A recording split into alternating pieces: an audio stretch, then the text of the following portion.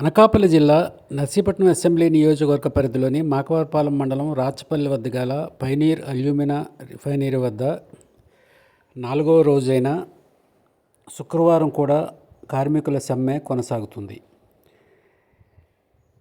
మంగళ, బుధవారాల్లో యాజమాన్య ప్రతినిధులు కొన్ని హామీలు ఇచ్చినప్పటికీ సమ్మె విరమించేందుకు కార్మికులు అంగీకరించడం లేదు. శుక్రవారం కూడా యాజమాన్య ప్రతినిధి వచ్చి జీతాలు ఏ విధంగా పెరుగుతాయి తదితర అంశాలను వివరించినప్పటికీ 12 గంటల పని విధానంలో ఇచ్చే జీతమే 8 గంటల పని విధానంలో కూడా ఇవ్వాలంటూ కార్మికులు డిమాండ్ చేశారు. అయితే అందుకు యాజమాన్య ప్రతినిధి అంగీకరించలేదు. దాంతో సమ్మె పరిష్కారంలో ప్రతిష్టంభన ఇంకా కొనసాగుతూనే ఉంది. కార్మికులంతా కర్మాగారం వెలుపల బైఠాయించి తమ ఆందోళనలు కొనసాగిస్తున్నారు. ఇటువంటి అవాంఛనీయ సంఘటనలు జరగకుండా పోలీసులు కూడా తగిన బందోబస్తు ఏర్పాటు చేశారు. సిఐటియు తదితర కార్మిక సంఘాల నాయకులు కూడా ఈ చర్చల్లో పాల్గొని కార్మికుల తరపున స్పష్టమైన హామీ ఇవ్వాలని, రాతపూర్వకంగా యాజమాన్యం ఎటువంటి సమస్యలు పరిష్కరిస్తుందనే విషయాన్ని తెలియజేయాలని డిమాండ్ చేశారు.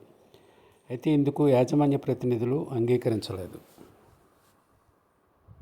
వెళ్ళాలని కోరుతున్నాము. హలో హలో, అందరికి వినబడుతుందా? మీరు 3 రోజుల నుంచి రోడ్డు మీదే ఉన్నారు. మేము మీతో పాటు మేము కూడా ఉన్నాము. ఈ రోజైనా కొంచెం సమ్మెను విరమించుకుని లోపలికి వెళ్తే మనం మిగతా పనులన్నీ మీద కాన్సన్ట్రేట్ చేయొచ్చు. మీరు అడిగినట్టే ఏప్రిల్ నుంచి మనకు వీడియో ఎంత రేటు పెరుగుతుంది అనేది నేను మీకు చెప్తాను. దాన్ని అవగాహన చేసుకుని మీరు ఇంక మీ ఉద్యోగాల్లోకి మీరు వెళ్ళండి. ఇప్పుడు అన్స్కిల్డ్ కేటగిరీకి 476.3 రూపాయలు ఉంది. ఇప్పుడు 485 రూపాయలు అవుతుంది. అంటే 9 రూపాయలు 30 పైసలు పెరుగుతుంది. నెలకు 241.80 పైసలు పెరుగుతుంది. సెమీ స్కిల్డ్కి 573.8 రూపాయలు ఇప్పుడు వచ్చేది. ఇప్పుడు మనం కొత్త రేటు ప్రకారం 11 రూపాయలు 10 రూపాయలు పెరిగింది. అంటే నెలకి 288 రూపాయలు పెరిగింది. స్కిల్డ్ కేటగిరీకి ఇప్పుడు 708 రూపాయలు 703.9 రూపాయలు ఏప్రిల్ నుంచి వస్తాయి. 13.50 పైసలు. హైలీ స్కిల్డ్కి 878.1 అంటే 16 రూపాయల 90 పైసలు పెరిగింది రోజుకి. 439 రూపాయలు నెలకు పెరిగింది. ఇది ఇప్పుడు మనకి ఏప్రిల్ నుంచి వచ్చిన వీడిఏ పాయింట్స్. ఇవన్నీ ఏప్రిల్ జీతంలో మీకు ఇప్పుడు ఇవ్వబోయే జీతంలో మీకు కలిసి వస్తాయి. మీరు పనిచేసిన జీతానికి వాటికి వస్తాయి. కాబట్టి మీరు అన్నీ అవగాహన చేసుకున్నారు. కాబట్టి మనం 3 రోజుల నుంచి మనం మాట్లాడుకుంటున్నాం. కాబట్టి మిగతా మీ ఏమైనా చిన్న చిన్న సమస్యలు ఉంటే అవన్నీ కూడా మనం చట్ట ప్రకారం ఏం చెప్తుందో, మనకి ఏది అవకాశాలు ఉన్నాయో అది టైం టు టైం చేసుకుంటూ వెళ్దాం. మనం ఒక్కొక్కటి స్టెప్ బై స్టెప్ సాల్వ్ చేసుకుంటూ వెళ్దాం. ముందైతే ఫ్యాక్టరీని నిలబెట్టుకోండి. మనకి మన భవిష్యత్ తరాలకు కూడా ఉపయోగపడుతుంది ఈ కంపెనీ.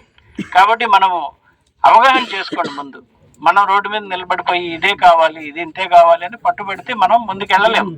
ఎక్కడైనా ఉంటుంది, చిన్న చిత్తగా పొరపాట్లు ఉంటాయి. ముందుకెళ్ళడం, వెనక్కి రావడాలు అన్నీ ఉంటాయి. యాజమాన్యం ఉండేదాన్ని బట్టి ముందుకు వెళ్తూ ఉంటుంది. ఇప్పుడు మీకు 10 సార్లు అడిగినా కూడా మేము సమాధానం చెప్పేదానికి రెడీగానే ఉన్నాం.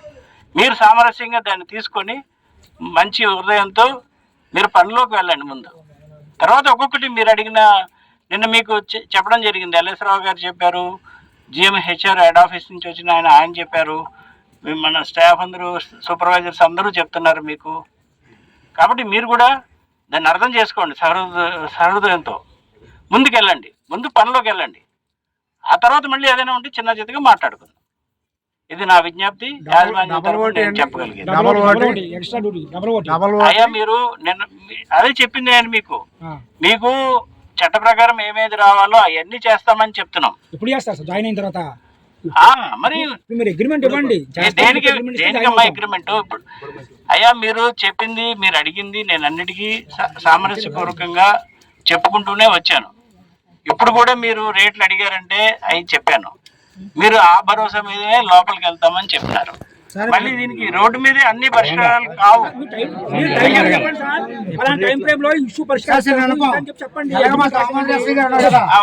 మా డిపార్ట్మెంట్ కూడా తీసుకొచ్చారు కదా, మాకు ఏ వ్యక్తంలో మా డిపార్ట్మెంట్ కి ఒక పేపర్ ఇవ్వండి. ఆ డిపార్ట్మెంట్ ద్వారా మేము డ్యూటీ మొత్తం మా దగ్గర ఏ పని చేయించుకుంటారు. పేపర్లో ఇచ్చేది కాదు. పోలీసు వాళ్ళకి అయ్యా సార్ వాళ్ళకనే అవన్నీ రాతపూర్వకంగా ఇచ్చేది కాదు. వినండి, మీకు చేస్తామని చెప్పాము, యాజమాన్యం దృష్టికి కూడా తీసుకెళ్లడం జరిగింది. గత 3 రోజుల నుంచి అది యాజమాన్యానికి కూడా తెలుసు. వాళ్ళు అన్ని చేస్తామని చెప్పారు, చట్ట ప్రకారం ఏమేం చేయగలరో అవి చేస్తామని చెప్పినారు. ఇందులో దాగుడు మూతలు లేవు. ఈ రోజు ఇప్పుడు మీకు అనౌన్స్ చేసింది ఏప్రిల్ నుంచి వచ్చే జీతాలు మీకు చెప్పాను. మిగతావి కూడా అలాగే జరుగుతాయి చెప్తున్నాం. చట్ట ప్రకారం ఏమేమి జరగాలో జరుగుతాయని చెప్తారు. మీరు చెప్పిన లెక్క మేము ముందే వేసుకున్నాం సార్. మీరు చెప్పిన లెక్క జీవో నెంబర్ 12 ప్రకారం వీడియో పాయింట్లు వేసాం. మీరు చెప్పింది కరెక్ట్ గానే ఉంది. ఏప్రిల్ నుంచి ఇంప్లిమెంటేషన్. మీరు కొత్తగా 2 నెలలు అయ్యి వచ్చి వీటిలన్నింటిలో ఇంప్లిమెంటేషన్లో తేవడం సంతోషకరం, మంచిదే. అయితే 18 డిమాండ్లు ఇచ్చారు. 18 డిమాండ్లలో కొన్ని వెంటనే పరిష్కారం అయ్యే ఉన్నాయి. ఆ కొన్ని వాటిని ఏం చేస్తారనేది కూడా మీరు అవన్నీ కూడా డిమాండ్స్ నిన్న సాయంత్రం మరి అక్కడ అనౌన్స్ చేయడం జరిగింది. అవునండి, చట్ట ప్రకారం సార్ చేస్తాము చూస్తామన్నారు. చట్ట ప్రకారం ఎప్పుడైనా ఒక యాజిటేషన్ జరిగినప్పుడు ఒక పద్ధతి ఏంటంటే, ఇగో మీరు ఈ డిమాండ్లు ఇచ్చారు, ఇది 6 నెలలు అయ్యేది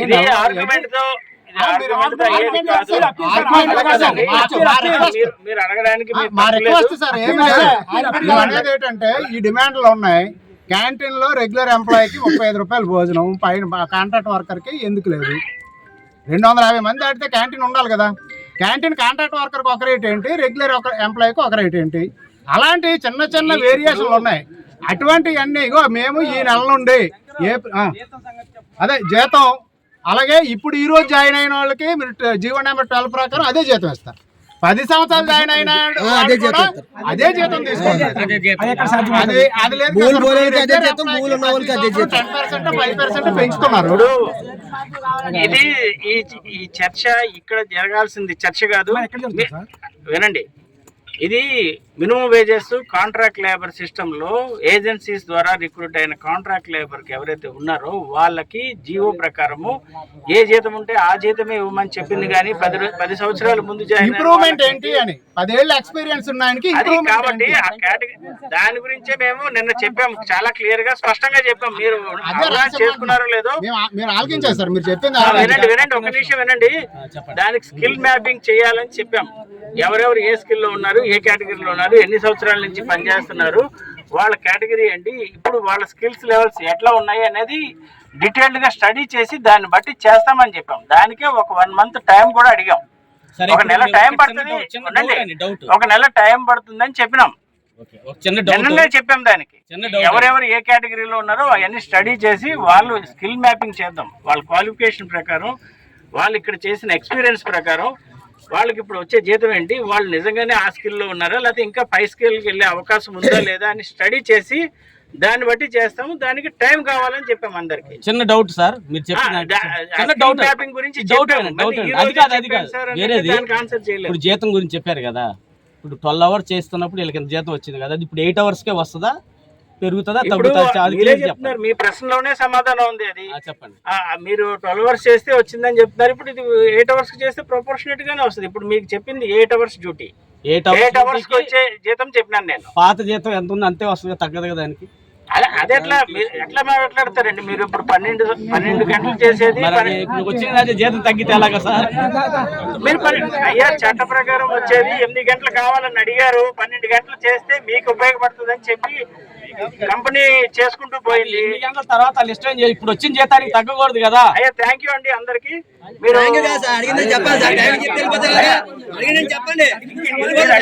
అయ్యా మీరు 12 గంటలు మీరు ఇప్పుడు 12 గంటలు తీసుకునే జీతం 8 గంటలకు వస్తుందా అని అడుగుతున్నారు. అది ఇప్పుడు మీరు 8 గంటలు కావాలని అడిగారు నిన్న, అవునా? అది ఇప్పుడు కూడా మీకు జీతం ఎలా ఇస్తున్నారు? 8 గంటల జీతాన్ని డివైడెడ్ బై 8 చేసి మీరు ఎన్ని గంటలు పని చేస్తున్నారో అన్ని గంటలకు మల్టిప్లై చేసి ఇచ్చాము.